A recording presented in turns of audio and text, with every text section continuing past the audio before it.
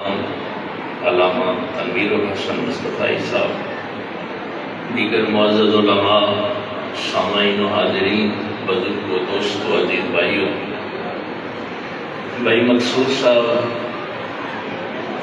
اور ان کے اہل خانہ بھائی طارق صاحب کے عارف صاحب اللہ کی توفیق کے ساتھ اس محفل کا اہتمام کرتے ہیں، اور اگر کسی کام میں تسلسل ہو تو سمجھ جاؤ کہ نگاہ کرم ہے تو تسلسل ہے۔ سبحان اللہ۔ ہاں، نگاہ کرم نہ ہو تو تسلسل نہیں ہے۔ تو میں تو ظاہر ہے کافی دیر سے یہاں آ رہا ہوں۔ میلاد مصطفیٰ صلی اللہ علیہ وآلہ وسلم، حضور کا اس دنیا میں تشریف لانا، صرف دو لفظ آج آپ نے یاد رکھنے۔ اس دنیا میں سرکار کے صدقے انسانوں کو ہدایت اور آخرت میں نجات، یہ دو چیزیں ہیں۔ سرکار کی آمد سے اس دنیا میں ہمیں ہدایت ملے گی اور آخرت میں نجات ملے گی۔ اگر کسی محفل کے یہ مقاصد نہیں ہے تو اس کو محفل میلاد کہتے ہی نہیں۔ دیکھیے، آپ کے پاس جو سب سے بڑی چیز ہے وہ ہدایت ہے۔ ابھی آپ نے عشاء کی نماز پڑھی، ہر رکعت میں آپ نے علم مانگا تھا کہ ہدایت مانگی تھی۔ اللہ سے طلب کیا کیا تھا؟ علم بھی اسی لیے ہے تاکہ انسان کو ہدایت دے۔ اگر علم ہدایت نہ دے تو ان کو علماء سوء کہتے ہیں۔ تو ہمارا ظاہر ہے بندہ مومن کوئی بھی بے مقصد کام نہیں کرتا۔ تو میں تو آپ کو پتہ ہے کہ قرآن کریم کا طالب علم ہوں، اور یہ اہل سنت والجماعت، آج کے دور کی تو میں بات نہیں کر رہا، ہمارے جو بزرگ تھے وہ یہ کہا کرتے تھے، ہمارے شیخ الحدیث میں یہ کہا کرتے تھے دورہ پڑھاتے ہوئے کہ اہل سنت والجماعت وہ ہیں جن کی نصابی کتاب قرآن ہے۔ اگر ایک اور جملہ میں عرض کرتا ہوں، اہل سنت کسی فرقے کا نام نہیں ہے، یہ علماء خصوصی طور پر، اہل سنت والجماعت کسی فرقے کا نام نہیں ہے۔ اہل سنت والجماعت وہ ہیں جو اسلام کی ساری حدود کی حفاظت کرتے ہیں۔ سبحان اللہ۔ اسلام کی ساری اقدار کی حفاظت کرتے ہیں۔ اہل سنت کے ہاں میرے پاک پیغمبر صلی اللہ علیہ وسلم کے صحابہ کی تعظیم بھی باقی رہتی ہے، اہل بیت اطہار کا فیض بھی باقی رہتا ہے، امہات المومنین کی عزت اور عصمت کی بھی بات ہوتی ہے، اور اولیاء امت کی بھی بات ہوتی ہے۔ ہم ہر سرحد کی حفاظت کرنے والے ہیں، اس لیے اہل سنت کسی فرقے کا نام نہیں ہے، یہ سواد اعظم ہے کہ اپنے آپ کو ایسے ہی نہیں پریشان ہوتے رہنا کہ شاید ہم بھی کوئی فرقہ ہے۔ بھائی فرقے جو ہیں ان کا نبی سے کوئی تعلق نہیں۔ اللہ ان الذین فرقوا دینہم وکانوا شیعا لست۔ قرآن نے دو ٹوک بات کہہ دی کہ اے پیغمبر صلی اللہ علیہ وسلم، جو لوگ اس دین میں تفرقے ڈالتے ہیں آپ کا ان سے کوئی تعلق نہیں۔ تو اس لیے اس بات پہ بھی اللہ کا شکر ادا کیا کریں کہ اللہ تعالیٰ نے آپ کو کسی فرقے میں نہیں رکھا، کہ فرقوں کا دین سے تو ویسے ہی بہت دور چلے جاتے ہیں۔ تو مقاصد کیا ہے کہ یہاں بیٹھیں تو ہدایت ملے، اور آخرت میں یہی محفل ہماری نجات کا ذریعہ بنے۔ اس کے لیے آج جو عنوان قائم ہوا یہ علوم القرآن میں چونکہ بھائی مقصود صاحب بتاتے رہتے ہیں کہ ہم ہر جمعے درس قرآن کا اہتمام کرتے ہیں، تو اس لیے میں بھی یہ بحثیں آپ کے سامنے چھیڑ دیتا ہوں۔ علوم القرآن میں یہاں سبب نزول، یا آپ اکثر علماء سے سنتے ہیں شان نزول کے جو ابواب ہیں، ان میں ایک روایت یہ بھی ہے کہ سب سے پہلے یہ سورہ نازل ہوا، لیکن مشہور نہیں ہے۔ مشہور وہی سورہ اعلیٰ کی پہلی 5 آیات ہیں، اقرأ باسم ربک الذی خلق، لیکن سورہ کا انداز یہ بتاتا ہے کہ یہ بالکل ابتدائی دور کا سورہ ہے۔ یا ایھا المدثر،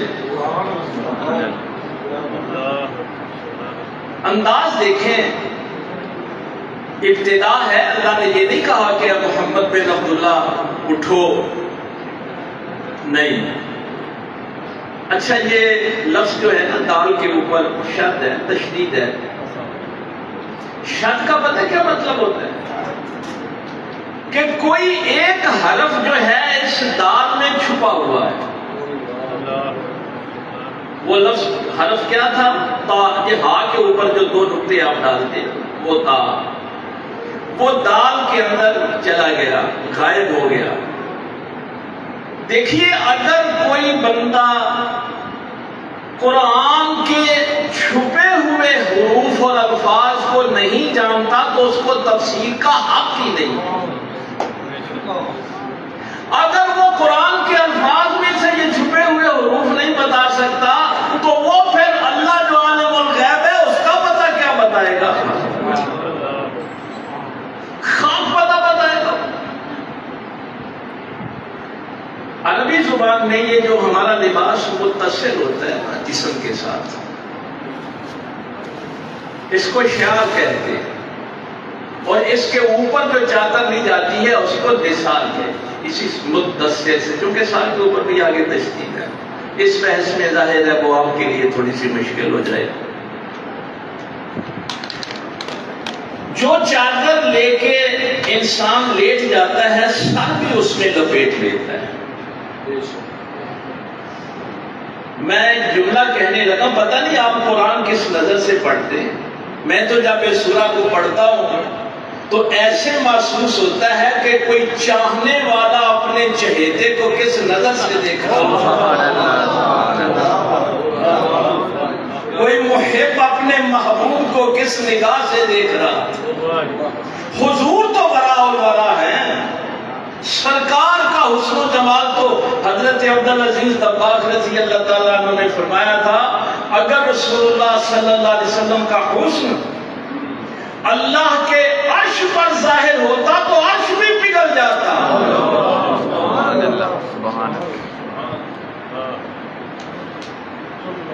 جو چادر میرے محبوب نے اوڑھی ہوئی تھی، نگاہ مشیت کس انداز سے دیکھ رہی تھی۔ آج کل یہ بڑی مصیبت ہے، میں اپنے نوجوان بچوں کے لیے یہ 2-4 باتیں عرض کر دوں۔ یہ انداز ہے اللہ کا، خالق کا، ایک محب کا اپنے محبوب کے، کہ جو چیز محبوب کے جسم کے ساتھ لگ گئی اس کو بھی کس شان سے بیان کیا، اس چادر کی بھی شان کیا بیان کی۔ آج کل یہ سوشل میڈیا پہ بڑی بچے آتے ہیں، سوال کرتے ہیں کہ وہ تو جو اس نے کسی عیسائی کا نام لے کے یہ لفظ استعمال کر لیا۔ اصول یاد رکھیں، قرآن کریم اگر پڑھنا ہے تو اصول تفسیر میں یہ چیز موجود ہے۔ کوئی بھی نقص والا لفظ کسی بھی نبی کے لیے استعمال نہیں ہو سکتا۔ یہ اصول یاد رکھیں، اصول تفسیر میں یہ بات ہے۔ کوئی بھی لفظ جس میں نقص پایا جائے، میں ایک مثال دیتا ہوں آپ کے لیے آسانی ہو جائے۔ جب بینائی چلی جائے، کوئی بندہ اندھا ہو جائے تو قرآن میں اس کے لیے لفظ ہے عمیٌ، سم بکم عمی لا تعمل الابصار، یعنی مختلف انداز میں یہ لفظ استعمال ہوا اندھے کے لیے جس کی بینائی ختم ہو جائے۔ یہ اللہ ادب سکھا رہا ہے، کسی مولوی کی بات نہیں کر رہا۔ اپنے علماء سے سنو، آپ نے یہ آیات دیکھ لینی ہے۔ میں تو یہ چند جملے عرض کرتا ہوں اور یہ ایک ایک جملہ پوری ایک ایک گھنٹے کی تقریر ہے۔ آپ کی ذہانتوں پہ یقین کرتے ہوئے بھی یہ میں گفتگو کر کے آگے چلا جاتا ہوں۔ اب اللہ کے نبی کی بھی بینائی چلی گئی، حضرت یعقوب علیہ السلام کی بھی بینائی چلی گئی۔ اللہ نے اب اس کیفیت کو بیان کرنا تھا۔ اب باقی سب کے لیے عمیون ہے، لیکن جب نبی کی باری آئی تو الفاظ دیکھیں قرآن کے، وَابْيَضَّتْ عَيْنَاهُ مِنَ الْحُزْنِ، وَابْيَضَّتْ عَيْنَاهُ مِنَ الْحُزْنِ، غم کی وجہ سے یعقوب علیہ السلام کی آنکھیں سفید ہو گئی۔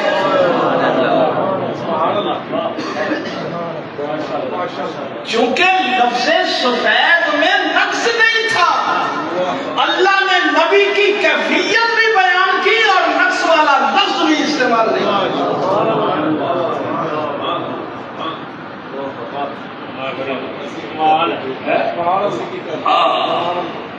یہ اصول میں آپ کو جو قرآن جو خالق کا اصول ہے، کوئی بھی نقص والا لفظ کسی نبی کے لیے استعمال نہیں ہو سکتا، کوئی نقص والا فعل اللہ کی طرف منسوب نہیں کیا جا سکتا۔ ہاں یہ بات بھی یاد رکھنی، ہم توحید کے معاملے میں ذرا بہت پیچھے رہ گئے ہیں۔ جب یہ نجران کے عیسائیوں کا وہ وفد آیا تو میرے پاک پیغمبر صلی اللہ علیہ وسلم کے سامنے انہوں نے کہا کہ دیکھیے قرآن نے ان کو روح اللہ کہا ہے، بغیر باپ کے پیدا ہوئے ہیں، اس لیے ہم عیسیٰ کو ابن اللہ کہتے ہیں۔ تو میرے پاک پیغمبر صلی اللہ علیہ وسلم نے فرمایا یہ بڑی خوبصورت بحث ہے، وہ 3 دن کا جو بحث ہے کمال کی ہے، ہم تو پڑھتے نہیں ہیں اس کو۔ میرے پاک پیغمبر صلی اللہ علیہ وسلم نے فرمایا بیٹا باپ کے مشابہ ہوتا ہے، تم عیسیٰ کو اللہ کا بیٹا کہتے ہو، بیٹا جو ہوتا ہے وہ باپ کے مشابہ ہوتا ہے۔ فرمایا میرا اللہ وہ ہے لا تأخذہ سنۃ ولا نوم، کیا عیسیٰ کو نیند نہیں آتی؟ میرا اللہ ہے لم یلد ولم یولد۔ یہی اگر کسی استاذ کے پاس بیٹھ کے قرآن پڑھا ہو تو اصولوں کا پتہ ہوگا۔ اس بدبخت نے تو توحید کے معاملے میں بھی یہ کہہ دیا کہ دیکھ ہاں میں پہلے بیان کر رہا ہوں۔ فرمایا رہی عیسیٰ کی بات، ان مثل عیسیٰ عند اللہ کمثل آدم خلقہ من تراب ثم قال له کن فیکون۔ لیکن وہ بدبخت کہتا ہے کہ دیکھیے آدم کی مثال بھی لم یلد ولم یولد، یعنی توحید کا بھی نہیں پتا۔ لم یلد ولم یولد کا لفظ اللہ کے سوا کسی کے لیے استعمال نہیں ہو سکتا۔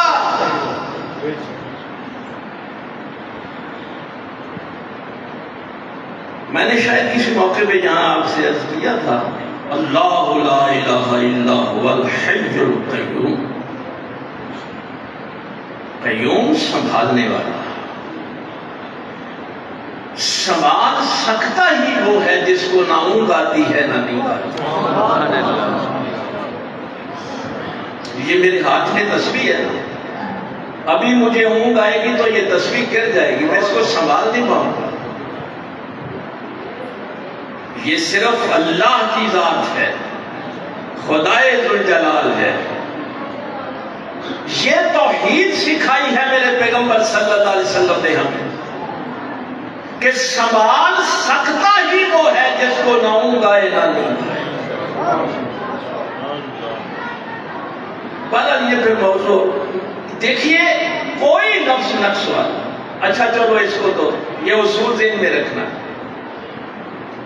نہ اللہ کے لیے کوئی نقص والا لفظ استعمال ہو سکتا ہے, نہ پیغمبر صلی اللہ علیہ وسلم کے لیے. لفظ میں نقص نہ بھی ہو, کوئی اس میں سے نقص کا معنی نکال دے. کوئی بندہ ظاہراً لفظ میں کوئی نقص نہیں ہے, رائنا میں ظاہراً کوئی نقص نہیں ہے. بھائی پاک پیغمبر صلی اللہ علیہ وسلم گفتگو فرماتے ہیں, کوئی بندہ اٹھ کے کہتا ہے یا رسول اللہ صلی اللہ علیہ وآلہ وسلم آقا میری رعایت فرمائیں, دوہرا دیں بات, مجھے سمجھ نہیں آئی ایک دفعہ اور بتا دیں,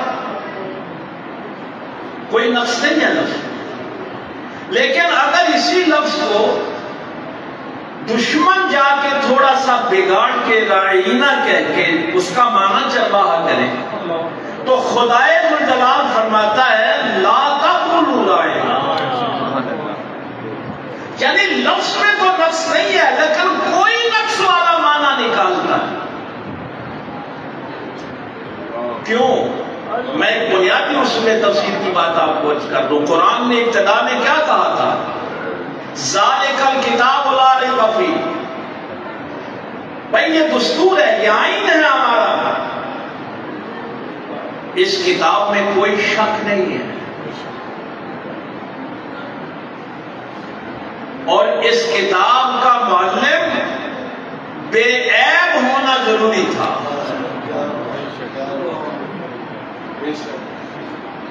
بھائی پاک پیغمبر صلی اللہ علیہ وسلم یہ بات فخر سے علماء تو جانتے ہیں, سرکار جن باتوں میں فخر فرمایا اس میں ایک بات یہ بھی تھی انما بعثت معلما.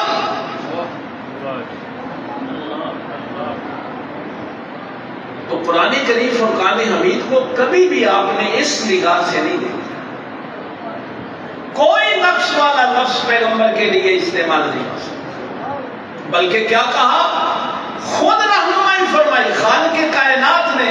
بھائی اب اگر رائنا نہیں کہنا تو کیا کہنا ہے؟ کسی بندے سے جا کے پوچھو, کسی لغت کے امام سے پوچھو.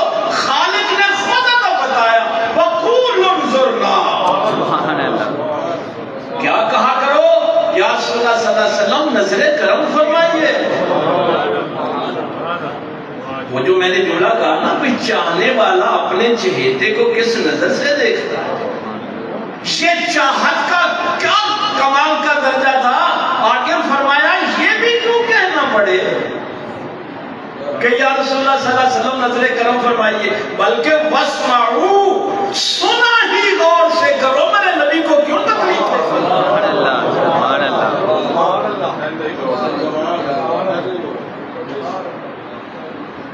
جو خدا اپنے محبوب کا یہ ادب سکھا رہا تھا,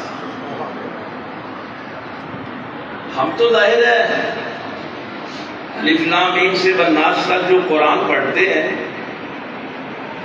ہمیں تو ظاہر ہے وہ جو خالق کائنات نے ادب سکھایا وہی نظر آتا ہے. اس کی وجہ کیا ہے؟ اس کی وجہ یہ ہے, یہ میں اپنے نوجوانوں کو عرض کر, باقی ہر کام میں آپ اللہ کی بارگاہ میں یہ عذر پیش کر سکتے ہیں کہ مولا میری نیت نہیں تھی اس غلطی. یہ میں ایک بڑی اصول کی بات آپ کو عرض کرنے لگا. آپ نے روزہ رکھا تھا, یاد نہیں رہا, بھول کے آپ نے کھا پی لیا, عذر پیش کر دیا مولا کریم تو جانتا ہے مجھے یاد نہیں رہا. اللہ فرماتا ہے تیرا ٹوٹا ہی نہیں. یہ اس امت کے لیے, اس امت کو میرے پاک پیغمبر صلی اللہ علیہ وسلم نے فرمایا اللہ نے بھول چوک ویسے ہی معاف کر دی. سبحان اللہ.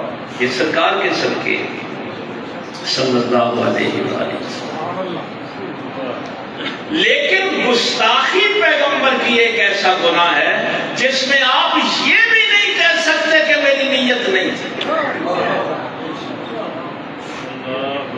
یہ عذر اللہ گستاخی پیغمبر میں قبول نہیں کرتا.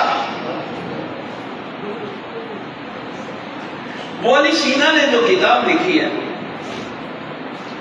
جس میں اس نے انسانوں اور حیوانوں کے متعلق بہت سے فرق لکھے, اس میں ایک فرق اس نے یہ بھی لکھا ہے، وہ کہتا ہے کہ حیوان وہ ہوتے ہیں جن کو ثقیل چیزیں ہضم ہو جاتی ہیں. بہت خوبصورت کتاب ہے پڑھنے والی. اور انسان وہ ہیں جن کو ثقیل چیزیں ہضم نہیں ہوتی. بس میں نے چند جملے کہہ کے گزر جانا ہے یہاں سے. مثلا یہ بھوسا وغیرہ چارہ یہ جانور کھاتے ہیں، آپ نہیں کھا سکتے، آپ کو ہضم ہی نہیں، آپ کا معدہ ہی اس قابل نہیں ہے. آپ صرف لطیف چیزیں ہضم کر سکتے. اور پھر اللہ تعالیٰ نے یہ خصوصیت انسان کو عطا کی. جملہ سنیے ابو علی سینا کا. وہ کہتا ہے کہ اس کائنات کی سب سے ثقیل شے پتہ ہے کیا ہے؟ خود ہی اس نے سوال اٹھایا. اس کائنات کی سب سے ثقیل بھاری چیز وہ کون سی ہے؟ وہ کہتا ہے یہ سب سے بڑی جو بھاری چیز ہے وہ کسی نبی کی گستاخی ہے. یہ بات لے کے وہ کہتا ہے میں اس لیے کہہ رہا ہوں کہ نبی کی گستاخی وہ ثقیل شے ہے جو جانوروں کو بھی ہضم نہیں ہوتی.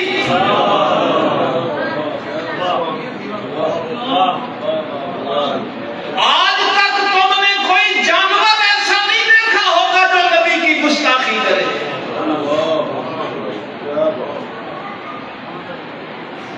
اور پھر اس آیت میں وہ کہتا ہے اولئک کالانعام بل ھم اضل.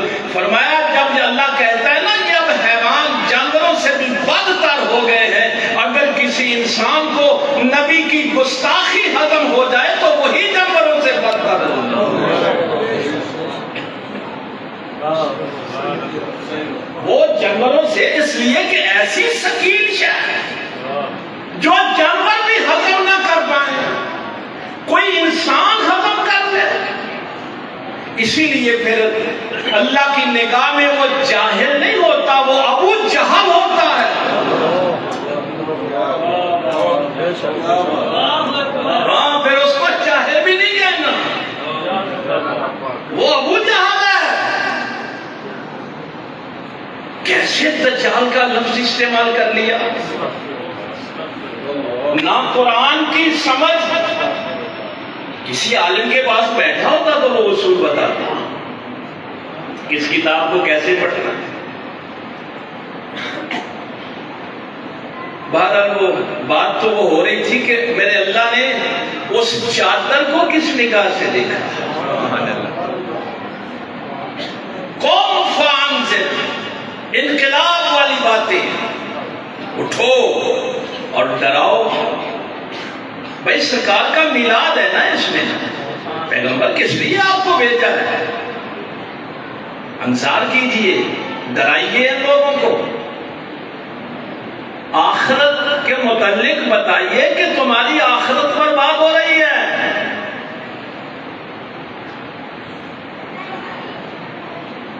میں اصل سے مصیبت ہماری اردو زبان جو ہے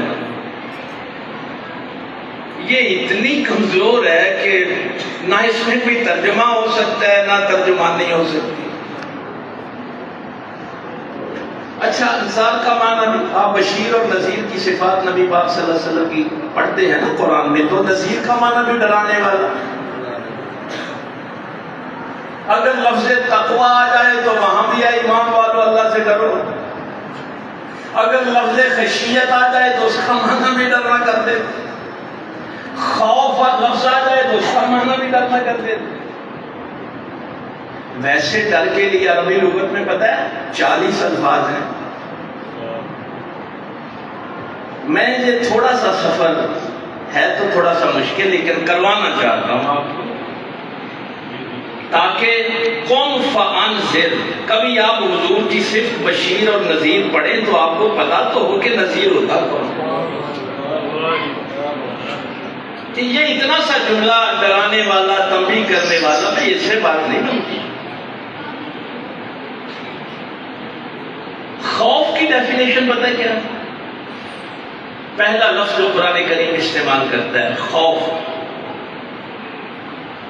خوف کی ڈیفینیشن فلسفے میں یہ ہے کہ کسی بھی چیز کے ضرر کا، تکلیف کا، مصیبت کا جو علم ہے اس کو خوف کہتے ہیں۔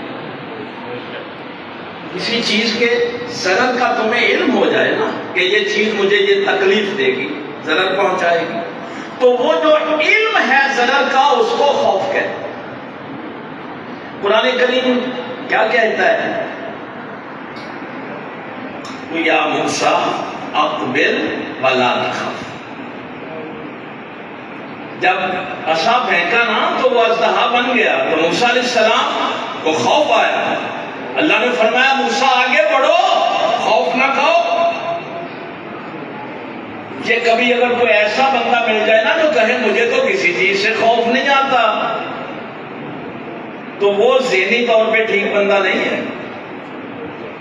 ہر علم والا اور عقل والا جب اس کو ضرر کا علم ہوتا ہے تو خوف کا آنا فطری ہے۔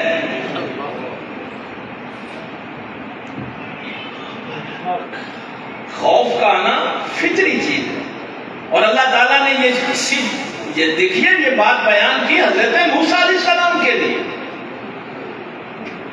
میں نے صرف اشارے کر رہے، میں نے کہا نا کہ ایک ایک جملہ کا یہ پوری تقریر ہے۔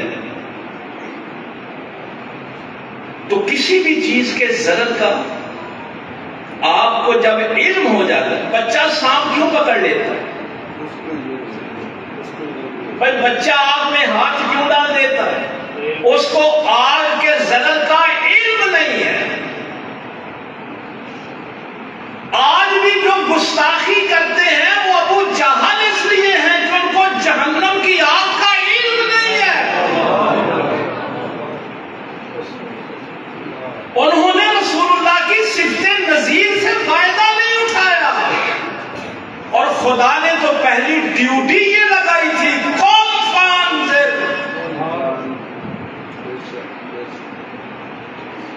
یہ ایک درجہ ہو گیا، بس میں نے ڈیفینیشن 2-3 درج کر دی۔ یعنی جہاں آپ بچتے ہیں اس ظاہر اس ضرر سے بچنے کی، تکلیف سے بچنے کی آپ کوشش کرتے ہیں۔ دوسرا درجہ یہاں جو لغت میں ہے وہ ہے رہبت، رہبہ سے، راہبہ سے۔ جس خوف کی وجہ سے آپ دوڑنا شروع کر، کسی خوف کو دیکھا اور دوڑ لگا دی، اس کو بھی ڈر ہی کہتے ہیں۔ یعنی کہ کبھی کبھی ایسا خوف ہوتا ہے کہ آپ دوڑ لگا دیں۔ ہاں یہ عربی لغت کی ساری باتیں۔ یہ 2 درجے میں نے صرف آپ کو بتائے ہیں ڈر کے، وہ جہاں سے آپ بھاگتے ہیں، سانپ سے آپ بھاگتے ہیں، آگ سے بھاگتے ہیں، جان چھڑانا چاہتے ہیں، یہ ضرر نہ مجھے پہنچے۔ الفاظ اور بھی ہیں لیکن کم از کم اتنا سبق تو یاد رہ جائے۔ اس سے آگے لفظ آتا ہے ہیبت۔ ہیبت کا معنی بھی ڈر ہے، لیکن اب یہ ڈر بھاگنے والا نہیں ہے، دوڑنے والا نہیں ہے، ڈر ہے صرف اس بات کا کہ کہیں میرا اللہ مجھ سے ناراض نہ ہو جائے۔ یہ اللہ سے بھاگنا نہیں چاہتا، اللہ کا قرب چاہتا ہے، لیکن ڈر یہ ہے کہ میں اپنے اللہ کی شان شان سجدہ نہیں کر سکتا، میں رسول اللہ صلی اللہ علیہ وسلم کی شان شان ادب نہیں کر سکتا۔ سرکار امام حسن مجتبی رضی اللہ تعالیٰ عنہ نے ایک جملہ فرمایا تھا، کسی نے جب توحید کا سوال کیا، اللہ کی معرفت کا، آپ نے فرمایا دنیا کی جتنی معرفت حاصل ہوتی ہے انسان اتنا ہی دنیا سے دور بھاگتا ہے، اللہ کی جتنی معرفت حاصل ہوتی ہے انسان اتنا ہی اللہ کے قریب ہوتا ہے۔ جو ابھی بھی دنیا کے پیچھے بھاگ رہے ہیں وہ علی سے ہی سیکھ لیں کہ 3 طلاقیں دے دی ہیں۔ دنیا کا ایک معنی دھوکے والی چیز بھی ہے، تو صاحب عقل جو ہے وہ دھوکے والے سے ویسے دور ہے۔ یہ آپ نے اپنے علماء سے بعد میں تفصیل سے باتیں ظاہر ہے، اب تو وقت اتنا نہیں ہوتا نا۔ اس سے آگے جو لفظ ہے وہ تقویٰ ہے، جہاں میں آپ کو لے کے آنا چاہتا ہوں۔ آپ تقوی کا معنی بھی آپ کیا ترجمے میں پڑھیں گے؟ اے ایمان والو اللہ سے ڈرو، یہی کچھ ہوتا ہے۔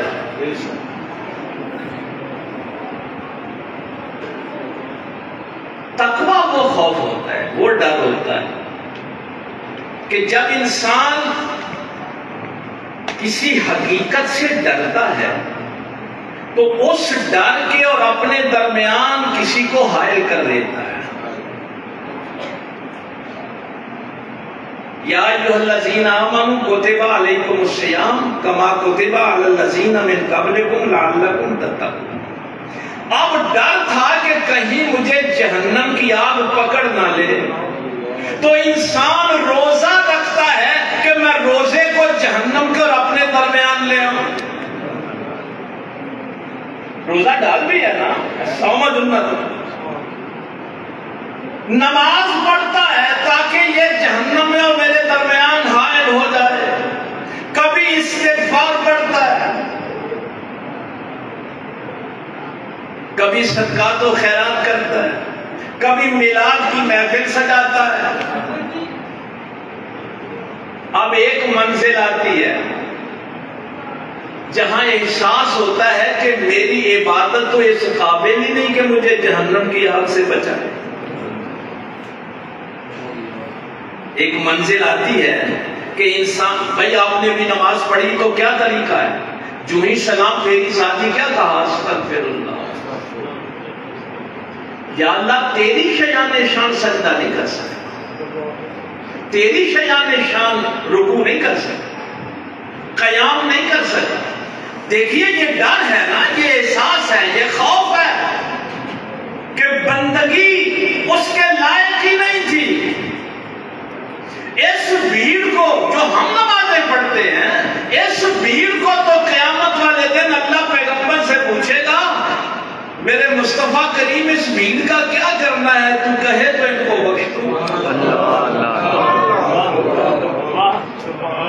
یہی کچھ ہے، اگر تو کہے تو ان کو بخشنا ہے۔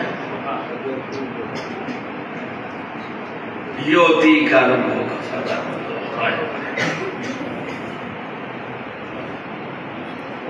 اب انسان آج اگر آپ کو، اچھا یہ علماء بیٹھے ہیں، یہ بھی آج کل بڑا سوال ہوتا ہے کہ محفل کا درجہ کیا ہے۔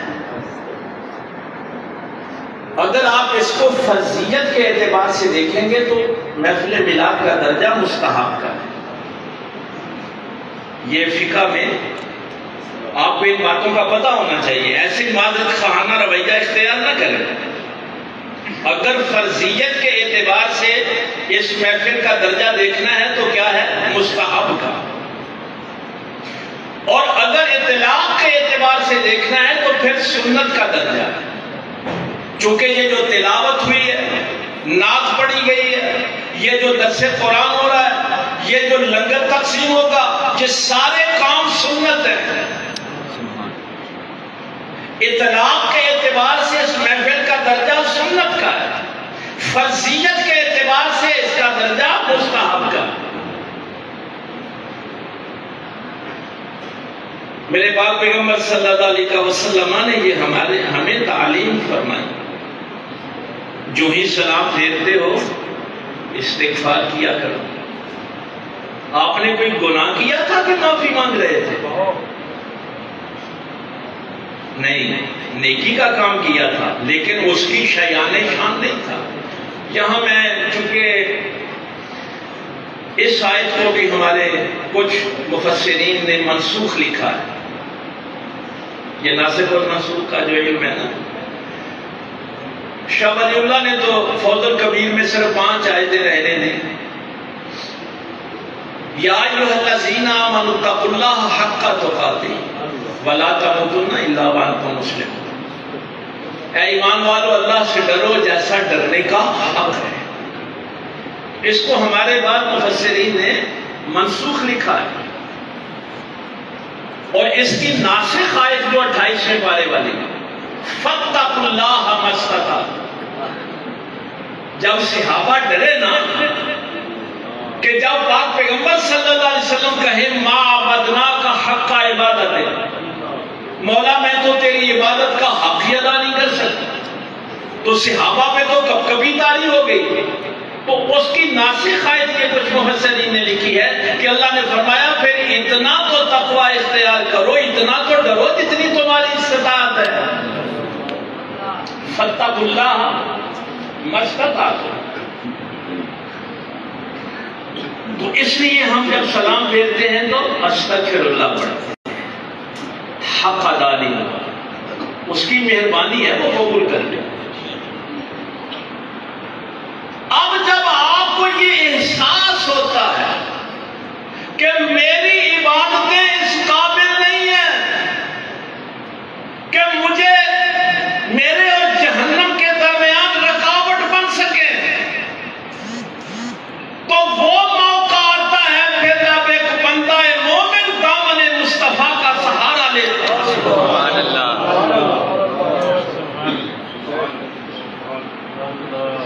پھر وہ محبت رسول کا سہارا لیتا ہے،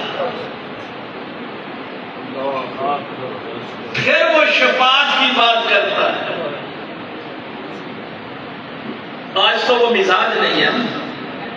میں نے یقین جانی ظاہر ہے ہمارا تو روز کا کام ہے. کبھی رسول اللہ صلی اللہ علیہ وسلم کا بھی وسیلہ اللہ کو دیکھ کے مانگیں گے تو کیا کو گدا گاڑی مانگ لیں گے، کوئی فیکٹری اور مکان مانگ لیں گے. صحابہ کا یہ اصول نہیں تھا. میرے پاک پیغمبر صلی اللہ علیہ وسلم کا ایک مکان بن رہا تھا، تو ایک شخص آیا، اس نے کہا یا رسول اللہ صلی اللہ علیہ وسلم کوئی میں بھی خدمت کرنا چاہتا. آقا نے فرمایا کر لو. وہ سارا دن پتھر گارا جو بھی مزدوری تھی کرتا رہا. شام کو جب جانے لگا تو سرکار صلی اللہ علیہ وسلم نے پوچھا کیا چاہتے ہو؟ صحابہ کا مزاج دیکھو نا، کیا چاہتے ہو؟ ہاتھ مان کے کہنے لگا یا رسول اللہ صلی اللہ علیہ وسلم آقا قیامت والے دن شفاعت کرتے ہیں. کیا ذوق تھا یار. کسی صحابی کو آپ دیکھیں، یہ علماء سے آپ سنتے ہیں نا، جب فرمائے سب ربیہ، تو ربیہ نے بھی کیا مانگا؟ آخرت مانگی ہے.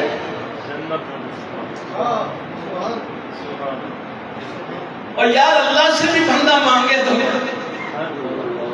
سرکار امام جعفر صادق رضی اللہ تعالیٰ عنہ کا ایک جملہ سرکار امام اعظم ابو حنیفہ کو جو ہمیشہ یاد رہتا تھا، اور فرماتے تھے میرے استاد مکرم سرکار امام جعفر صادق رضی اللہ تعالیٰ عنہ فرمایا کرتے تھے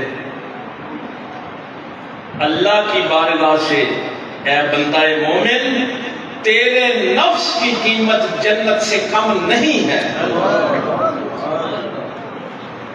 کبھی بھی اپنے نفس کا سودا جنت سے کم نہ کرنا. امام جعفر صادق فرما رہے ہیں ان اللہ اشترى من المؤمنین انفسهم واموالهم بان لهم الجنہ. اللہ سے اپنے نفس کی قیمت اگر مانگنی ہے تو جنت سے کم نہ مانگنا، اور رسول اللہ کے دربار سے اگر مانگنا تو شفاعت سے کم کوئی شے نہ.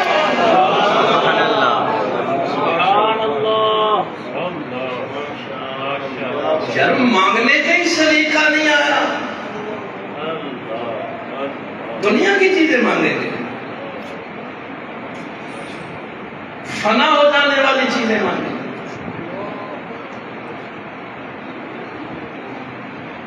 مستدرک حاکم میں جو روایت ہے، چلو میں یہ بتا دوں کہ یہ نبی پاک صلی اللہ علیہ وسلم کا طریقہ تھا سمجھانے کا. حکم نے شاہوری اس روایت کو حسن کے درجے میں لکھا ہے انہوں نے کہ سرکار صلی اللہ علیہ وسلم ایک سفر پہ گئے تو ایک بندے نے راستے میں بڑی خدمت کی. تو فرمایا کہ جب کبھی مدینہ شریف تمہارا آنا ہوگا تو بھائی میرے پاس آنا، میں بھی تیری مہمان نوازی کروں گا. تو کچھ دیر کے بعد اس بندے کا مدینہ شریف کے قریب سے کہیں گزر ہوا تو اس نے کہا کہ چلو ملتے جاتے ہیں. تو جب وہ آیا تو ظاہر ہے اس کی مہمان نوازی ہوئی، اور میرے پاک پیغمبر صلی اللہ علیہ وسلم نے جاتے ہوئے پوچھا کہ اور کیا چاہیے؟ کہنے لگا ایک اونٹ دے دیں. فرمایا اور کچھ ایک بکری دے دیں. یہ میں آپ کو مستدرک حاکم کی روایت بتا رہا ہوں. میرے پاک پیغمبر صلی اللہ علیہ وسلم نے اس موقع پہ مسکرا کے فرمایا وہ تجھ سے تو بنی اسرائیل کی وہ بڑھیا اچھی تھی. صحابہ نے پوچھا یا رسول اللہ صلی اللہ علیہ وسلم یہ کیا واقعہ تھا؟ وہ صحابہ تھے، وہ تو اللہ کا شکر ہے کوئی 14ویں صدی کا مولوی نہیں تھا، ورنہ کہتا کہ حضور کو بنی اسرائیل کے دور کا کیا پتا. آج کے جاہلوں نے تو یہی کہنا تھا، وہ صحابہ تھے، ان کو پتا تھا کہ پیغمبر کو اس دور کا بھی علم ہے. سبحان اللہ.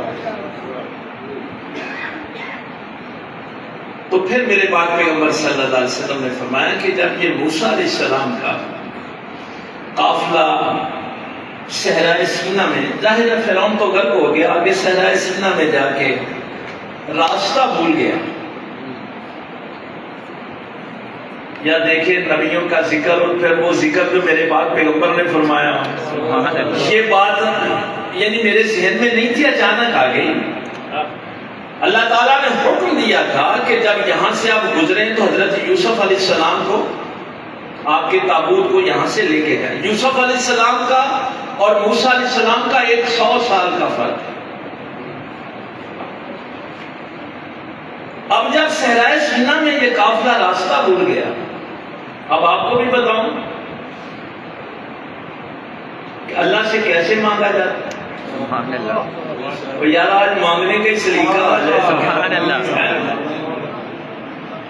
یوسف علیہ السلام کی دعا لکھی ہوئی ہے قرآن کریم، بِقَدْ آتَيْتَنِی مِنَ الْعِلْمِ وَعَلَّمْتَنِی مِن تَأْوِیلِ الْأَحَادِیث. یہ جو ہمارا مزاج ہے نا دعا مانگنے کا، یا اللہ یہ شے بھی نہیں ہے دے دے، یہ بھی نہیں ہے دے دے، یہ بھی نہیں ہے دے دے، یہ دعا کا سلیقہ نہیں. دعا کا سلیقہ یہ ہے پہلے ان چیزوں کا ذکر کرو جو اس نے دی ہیں.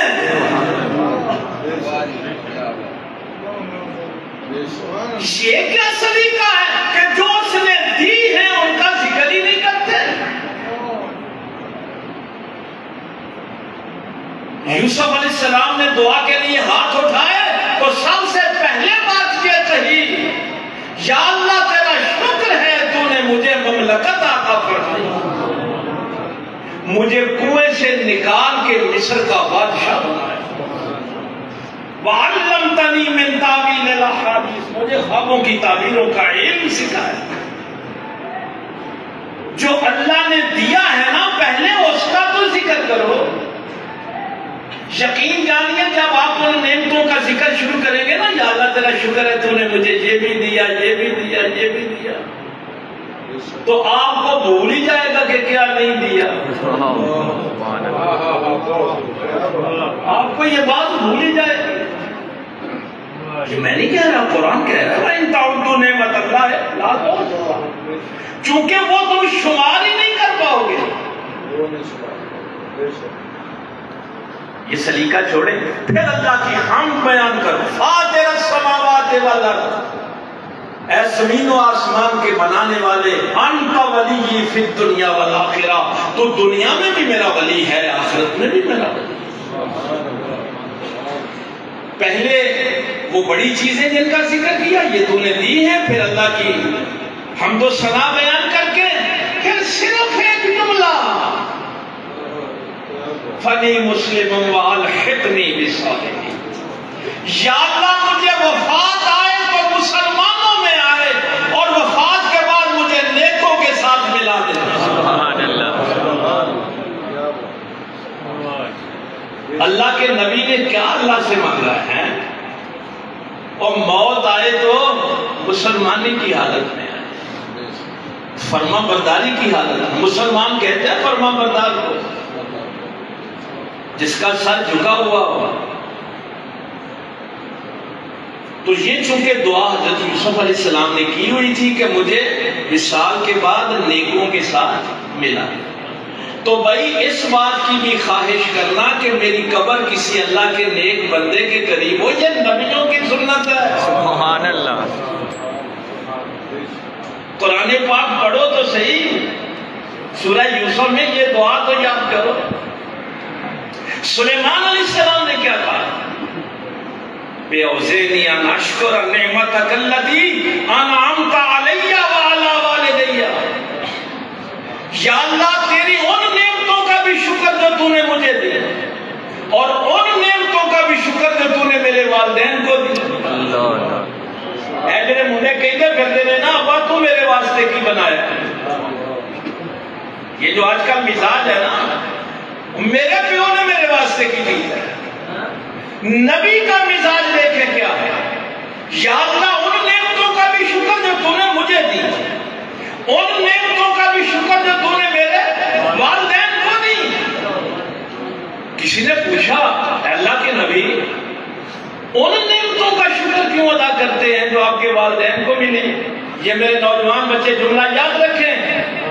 سرکار سلیمان علیہ السلام نے فرمایا ان نعمتوں کا شکر اس لیے ہے کہ جو نعمتیں میرے والدین کو ملی استعمال تو میں نے ہی کی تھی.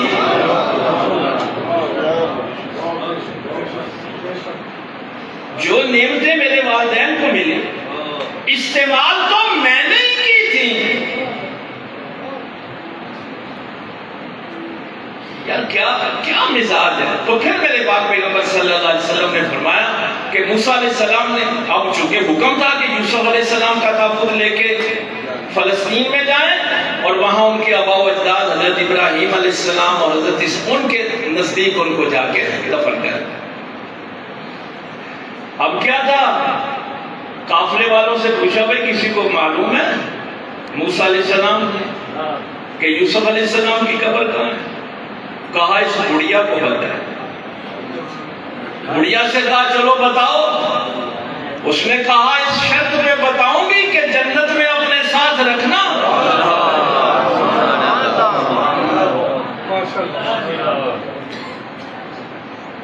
اللہ نے وحی کی، فرمایا موسیٰ اس کی شرط کو مان لو. ادھر موسیٰ کے عصا کے اشارے سے راستے بنے تھے، ادھر اس بڑھیا کے اشارے سے پانی پھر پھٹ گیا اور اس نے آ کے دائرہ لگایا. یہ ہے یوسف علیہ السلام کی. تو وہاں سے نکال کر پھر موسیٰ علیہ السلام ان کو لے کے آئے فلسطین میں. اور اب تو آپ ظاہر ہے نیٹ پہ بھی دیکھ سکتے ہیں یوسف علیہ السلام کی قبر فلسطین میں. تو اس شخص سے جس نے اونٹ مانگا تھا، بکری مانگی تھی، میرے پیغمبر صلی اللہ علیہ وسلم نے فرمایا اور تجھ سے تو بنی اسرائیل کی وہ بڑھیا اچھی تھی جس کو پتا تھا نبی سے کیا مانگنا ہے.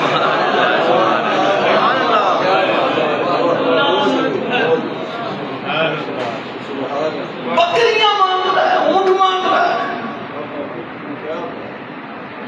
اس لیے پاک پیغمبر صلی اللہ علیہ وسلم کی بارگاہ سے شفاعت سے کم کوئی شے نہ مانگنا.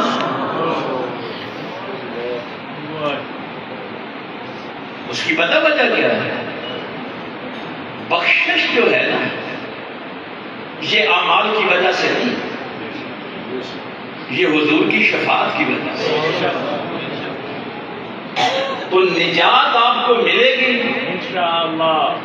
انشاءاللہ، وہ تو ملے گی حضور کی شفاعت کے ساتھ. شفاعت کبریٰ میرے پاک پیغمبر صلی اللہ علیہ وسلم کے پاس. پھر حضور کے اذن سے انبیاء کو اجازت ملے گی، شہداء کو ملے گی، صالحین کو ملے گی. پیر میرے علی شاہ صاحب نے یہ جو جملے کہے تھے، یقین جانیے ان کی شاعری کو میں تھوڑا سا کبھی کبھی پڑھتا ہوں. آج کل تو ہم 5 وقت کی نماز پڑھ لینا تو بعض لوگوں کو کافر سمجھنا شروع کر دیتے ہیں. نہیں، اسلام یہ نہیں سکھاتا کہ تم ایسے سمجھاؤ کہ کسی کی تذلیل کرو. کسی کو ذلیل کرنے کا آپ کو حق نہیں ہے. دل میں یہ ہو کہ میرے نبی کی شریعت پہ یہ بھی عمل کرے، اس کو بھی شفاعت نصیب ہو جائے۔ لیکن یہاں جو میں نے جملہ آپ کو عرض کرنا ہے، اس نے کہا یا رسول اللہ صلی اللہ علیہ وسلم میں نے سارا دن مکان بنوایا ہے، قیامت والے دن میری شفاعت کر دینا۔ میرے آقا صلی اللہ علیہ وسلم نے تھوڑی دیر کے لیے کو فرمایا، خاموش رہ کے پھر نگاہ رحمت اٹھا کے فرمایا تو بھی کثرت سجود سے میری مدد کر، سبحان اللہ، تو بھی کثرت سجود سے میری مدد کر تاکہ اللہ کی بارگاہ میں میں تیری شفاعت کر سکوں۔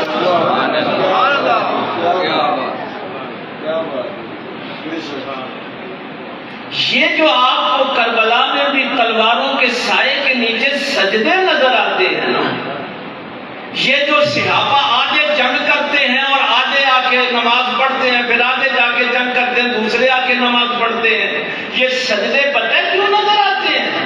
ان کو پتا تھا کہ شفاعت ملے گی سجدوں کے ذریعے سے۔